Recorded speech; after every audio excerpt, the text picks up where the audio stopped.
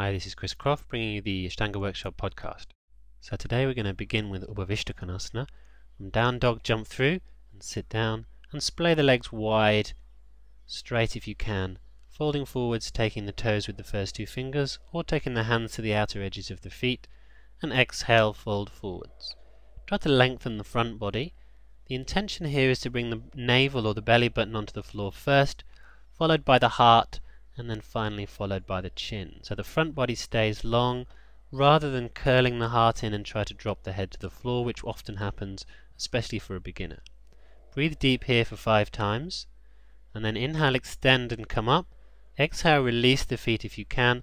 Lift the feet up, catch the feet in midair, straighten the legs, and balance on the sit bones. Keep lifting the small of the back up and forwards, and if you can, you gaze up, otherwise just gaze forwards, working with the balance. After 5 breaths, cross the ankles down and ground the hands. Inhale, lift up, and exhale back to chaturanga. Inhale, up dog, open the heart, and exhale back to down dog. Preparing for Supta Konasana. Again, jump through, try not to touch down as you come through, and inhale, lay down. So we're going to bring the feet over the head as if we were going to do halasana, but instead bring the feet wide as we did in the Upavishta Konasana pose, and catch the toes.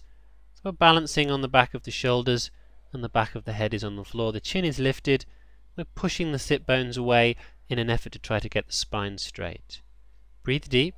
Really work the hip flexors here.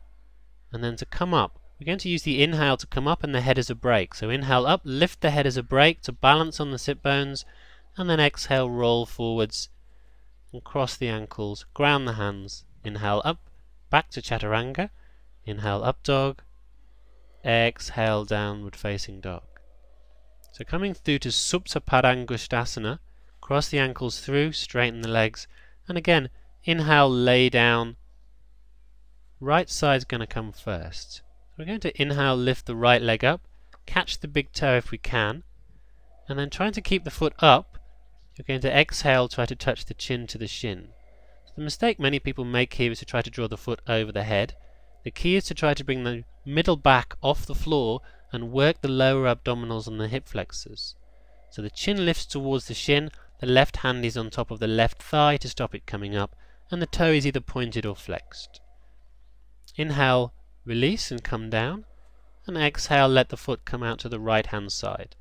Keeping the left hand just gesturing to keep the left hip down.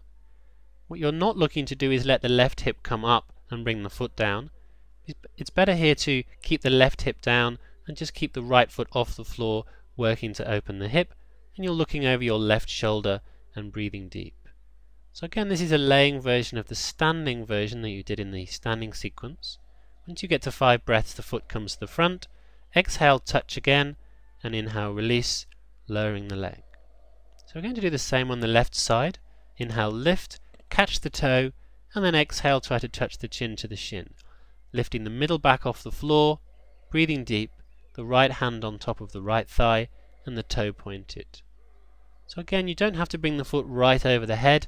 Try to keep the heel extending up towards the sky and the quads switched on.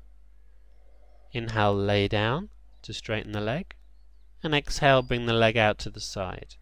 Again, to avoid the hip rolling up to let the foot go out, try to bring the hand on top of the right thigh and keep the sit bone down on the floor. Look over your right shoulder and count for 5 breaths here. You may find that the toes come to the floor first if you're that flexible, in which case try to imagine the heel comes down first. That'll also help to deepen the opening in the hip.